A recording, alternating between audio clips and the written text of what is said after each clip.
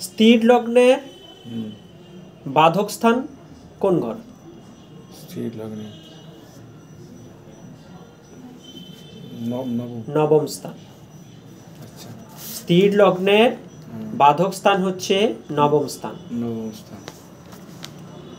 তার জন্য দেখবেন যদি আমরা বৃষ লগ্ন ধরি, তাহলে বৃষ লগ্নের নবম স্থান হচ্ছে শনির ঘর। নবম স্থান, নবম স্থান উল্লেখ করছে, মানে নবম স্থান আমরা পিতা থেকেও ধরি। এখানে বলা হচ্ছে বাধক, বাধক বাধা দিচ্ছে। আচ্ছা, অর্থাৎ পিতা আপনাকে বাধা দিচ্ছে। আচ্ছা পিতার জায়গা থেকে আপনার বাধা আসছে।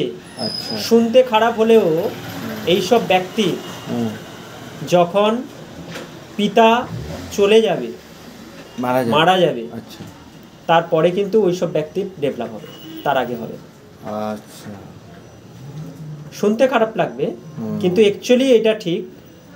যারা এই স্থির লগ্নের ব্যক্তি প্রত্যেকেই যারা ডেভেলপ রয়েছে, আপনি লক্ষ্য করবেন ওনাদের পিতা মারা যাওয়ার পরেই ওনারা ডেভেলপ হয়েছে। আচ্ছা,